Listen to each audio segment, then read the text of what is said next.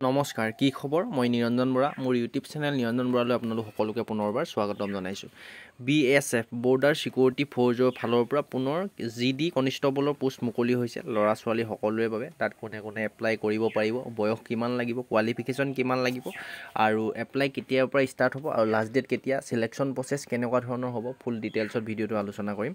ভিডিঅ'টো আৰম্ভ কৰাৰ আগতেই মোৰ চেনেলটো যদি আপোনালোকে এতিয়ালৈ ছাবস্ক্ৰাইব কৰিছে তেন্তে বহুত ধন্যবাদ। আৰু যদি ছাবস্ক্ৰাইব কৰা নাই তেন্তে ছাবস্ক্ৰাইব কৰি কাষতে থকা বেল আইকনটো প্ৰেছ কৰি অল কৰি থৈ দিব। তেতিয়াই মই এনেধৰণৰ গুৰুত্বপূৰ্ণ ভিডিঅ'সমূহ আপলোড দি থাকিলে প্ৰতিটো ভিডিঅ'ৰ ন'টিফিকেশ্যন পাব। আৰু আগন্তুক দিনত যদি আপোনালোকে চাকৰি এটা লওঁ বুলি যদি ভাবিছে তেন্তে আপোনালোকৰ সপোনটো দিঠক কৰিব পাৰিব। যেতিয়া যি পোষ্টে ওলায় তাৰ আপডেট পাই প্ৰতিটো পোষ্ট আপোনালোকে মিছ নহ'ব। আহক এতিয়া ভিডিঅ'টো ফুল ডিটেইলছত আলোচনা কৰোঁ।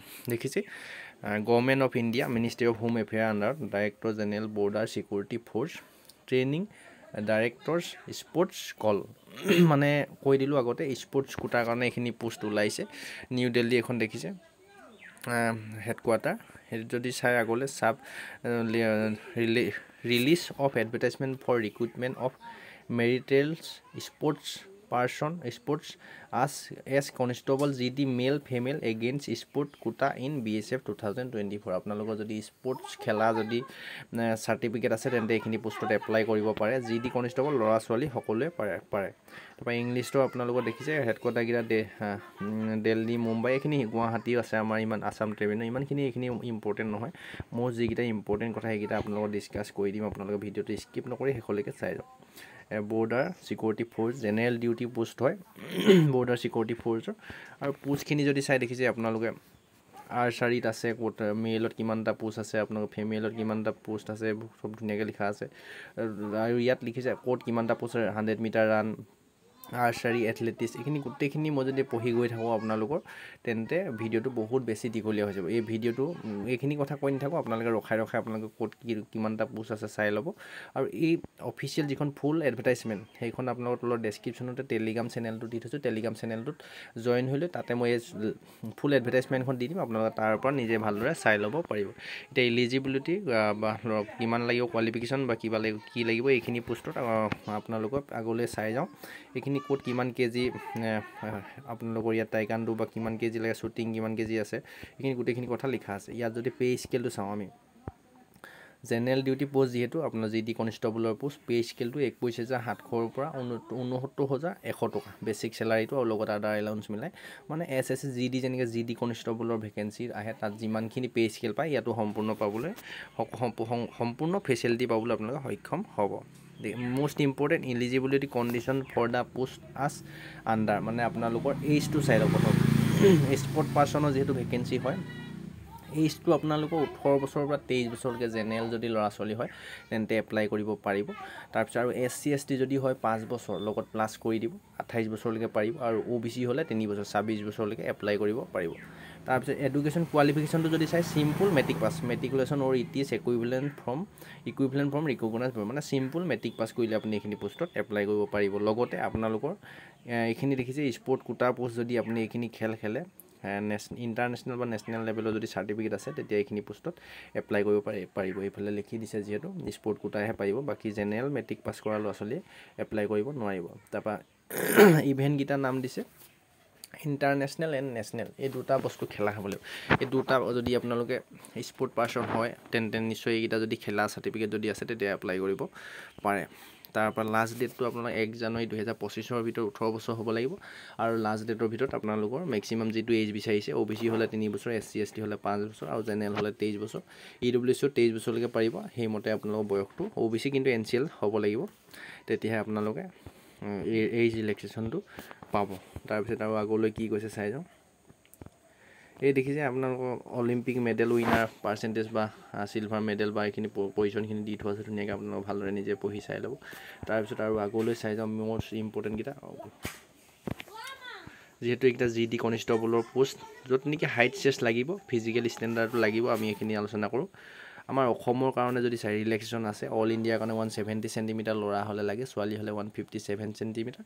আৰু বডিটো লাগে অল ইণ্ডিয়া ল'ৰাৰ কাৰণে 80 চেণ্টিমিটাৰ নৰ্মেল লাগে, কিন্তু আমাৰ অসমৰ কাৰণে এই শ্বুট আছে। আমাৰ অসমৰ যদি ল'ৰা হয় তেতিয়া আপোনালোকৰ হাইট থাকিব লাগিব OBC EWS আৰু জেনেৰেল যদি অসমৰ ল'ৰা হয় তেন্তে আপোনালোকৰ হাইট থাকিব লাগিব 165 সেন্টিমিটাৰ ল'ৰা আৰু যদি ছোৱালী হয় তেতিয়া আপোনালোকৰ 155 সেন্টিমিটাৰ হাইট থাকিব লাগিব আৰু ল'ৰা যদি হয় তেতিয়া চেষ্টটো লাগিব আপোনালোকৰ নৰ্মেল 78 সেন্টিমিটাৰ লাগিব আৰু 5 সেন্টিমিটাৰ ফুলাই আপোনালোকৰ 83 সেন্টিমিটাৰ হ'বগৈ লাগিব আৰু ছোৱালী কোনো ধৰণৰ যেহেতু চেষ্ট নোজোকে তাৰ পিছতে আৰু এখিনি নাগালেণ্ড মণিপুৰ মিজোৰামৰ দি থৈছে তাৰ পিছত আৰু SC ST কিমান লাগিব আপোনালোকে চাই লওক all candidate schedule type মানে আপোনালোকৰ SC ST যদি হয় তেতিয়া 162.5 সেন্টিমিটাৰ হলে হাইট হৈ যাব আৰু আপোনালোকৰ ছোৱালী হলে 150 সেন্টিমিটাৰ হাইট হলে হ'ব আৰু ল'ৰা যদি হয় SC ST 76 সেন্টিমিটাৰ নৰ্মেল হলে হ'ব আৰু 5 সেন্টিমিটাৰ ফুলাই 81 সেন্টিমিটাৰ হ'ব লাগিব তাৰ পিছতে all schedule type candidate to be asked strength আৰু অসমৰ হলো আপোনালোকৰ 162 সেন্টিমিটাৰ লাগিব ইয়াত দেখিছে হাইটটো ধুনিয়াকৈ দি দিছে SC ST যদি অসমৰো হয় ধুনিয়াকৈ দি দিছে আপোনালোকে 162.5 সেন্টিমিটাৰ হাইট হ'ব লাগিব তাৰ পিছতে মেডিকেল ষ্টেণ্ডাৰ্ড খিনি দিছে 6/6 6/9 থাকিব লাগিব চকু পাৱাৰ খিনি তাৰ পিছত আৰু আপোনালোকৰ টেটু কথাটো উল্লেখ কৰিছে টেটু আপোনালোকৰ কিমান কি লাগিব টেটু নাথাকিলে ভাল টেটু যেহেতু থাকিলে অলপ অসুবিধা হয় আৰু আপোনালোকৰ এপ্লাই হ'ব recruitment.bsf.gov.in আপোনালোকৰ এপ্লাইটো হ'ব will be close date 30 তাৰিখ 12 মাহ 2024 আৰু আপোনালোকে apply online apply how to apply কেতিয়াৰ পৰা ষ্টাৰ্ট হ'ব চাই লওক 1 তাৰিখ 12 মাহ 2024 অৰ্থাৎ ডিসেম্বৰ মাহৰ 1 তাৰিখৰ পৰাহে এই পোষ্টখিনি এপ্লাই হ'ব আৰু লাষ্ট ডেটটো দিছে 30 তাৰিখ 12 মাহ 2024 অৰ্থাৎ ডিসেম্বৰ মাহৰ 30 তাৰিখলৈকে আপুনি এই পোষ্টখিনিত এপ্লাই কৰি থাকিব পাৰিব অফিচিয়েল ৱেবছাইট যেটো recruitment.bsf.gov.in অফিচিয়েল ৱেবছাইট আপোনালোকে অনলাইন এপ্লাই কৰিব পাৰিব অফলাইনত নহয় অনলাইনত এপ্লাই কৰিব লাগিব বৰ্তমানলৈকে এপ্লাই ষ্টাৰ্ট হোৱা নাই যেহেতু আজি 23 নৱেম্বৰ হৈছে 30 নৱেম্বৰৰ পৰা আপোনালোকৰ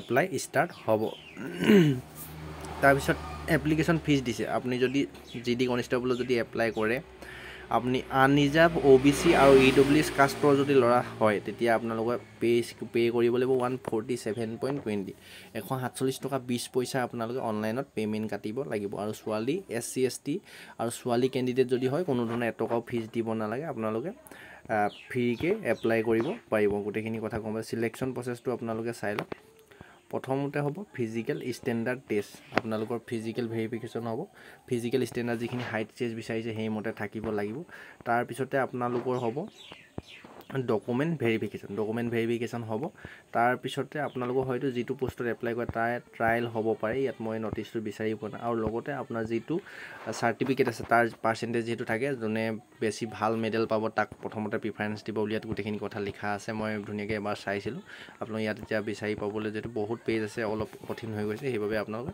ডেসক্ৰিপচনত যেটো মই টেলিগ্ৰাম চেনেলৰ লিংক দি থৈছো হেইটো আপোনালোকে ফলো কৰি তাত ফুল নোটিফিকেশনখন আপোনালোক দি দিম হেখন চাই লবগে নিজে এবাৰ ভালদৰে পঢ়ি যদি স্পৰ্ট পাৰসন হয় আৰু আপোনালোক যদি নহয়ও আপোনাৰ লগৰ বন্ধু বান্ধৱী যিমান আছিল সকলোকে ভিডিওটো শেয়াৰ কৰি দিব কোনোবা যদি আছে এনে ধৰণৰ তেওঁলোকে এই পোষ্টখিনিত এপ্লাই কৰিব পাৰিব তাৰ পিছত ডকুমেন্ট ভেৰিফিকেশন হ'ব আৰু DME ডাইৰেক্ট মেডিকেল এক্সামিনেশ্যন আপোনাৰ মেডিকেল ফিট হ'ব লাগিবই যেহেতু BSF GD কনষ্টেবলৰ চাকৰি হয় আৰু আপোনালোক গোটেইখিনি ডেন্টাল পইণ্ট কিমান হ'ব কি কথা গোটেইখিনি লিখা আছে আপোনালোকৰ এইখিনি গোটেই সিলেকশন প্ৰসেছৰ কথাটো কৈ দিলো বয়স কিমান লাগে কোৱালিফিকেশন আৰু কি পোষ্ট আপোনালোক গম পালে কিন্তু আকৌ হেখত আকৌ কৈছো আপোনালোকে সিম্পল মেট্ৰিক পাস ক্যান্ডিডেট এই পোষ্টখিনি এপ্লাই কৰিব নোৱাৰিব যদি আপুনি স্পৰ্ট পাৰসন হয় যিকোনো এথলেটিক্স খেলা যদি হয় ফুটবল ভলিবলৰ পৰা আদি কৰি running 100 metre weight body lifting cycling ইত্যাদি যিমানখিনি স্পৰ্টৰ খেল আছে সকলোৰে পোষ্ট আছে আপোনালোকে যদি স্পৰ্ট পাৰসন হয় জিডি কনষ্টেবল BSF ৰ পোষ্টখিনিত এপ্লাই কৰিব পাৰে পোষ্ট যথেষ্টখিনি প্ৰায় 300 প্লাস পোষ্ট আছে আপোনালোকে 1 ডিসেম্বৰৰ পৰা এপ্লাই কৰিব পাৰিব সকলোকে ভিডিওটো শেয়াৰ কৰি দিব আগলৈ এনে ধৰণৰ গুৰুত্বপূৰ্ণ ইনফৰমেশন পাব বাবে চেনেলটো সাবস্ক্ৰাইব কৰি ৰাখিব ডেসক্ৰিপচনত টেলিগ্ৰাম চেনেলটো জয়েন হৈ ফুল অফিচিয়েল নোটিফিকেশনখন চাই লওক বৰ্তমানলৈকে অফিচিয়েল ৱেবছাইটটো আহা নাই 30 তাৰিখে আহি যাব আপোনাৰ 30 তাৰিখে যেতিয়া অনলাইন এপ্লাই ষ্টাৰ্ট হ'ব তেতিয়া আকৌ এটা ভিডিও বনাই দিম চেনেলটো সাবস্ক্ৰাইব কৰি ৰাখিব ডেসক্ৰিপচনৰ লিংকৰ পৰা টেলিগ্ৰাম চেনেলটো জয়েন হৈ ফুল এডভাৰটাইজমেন্টটো নিজে ভালদৰে পঢ়ি চাই ল'ব আৰু ইনষ্টা আইডিটো দি থৈছো ডেসক্ৰিপচনতে আপোনালোকে ইনষ্টা আইডিটো ফলো কৰি ৰাখিব নেক্সট আকৌ এটা অতি গুৰুত্বপূৰ্ণ ভিডিও হৈতে আপোনালোকৰ সন্মুখত লগ পোৱাৰ প্ৰতিশ্ৰুতিয়ে আজি এই ভিডিওটোৰ পৰা ইমানতে বিদায় লৈছো ধন্যবাদ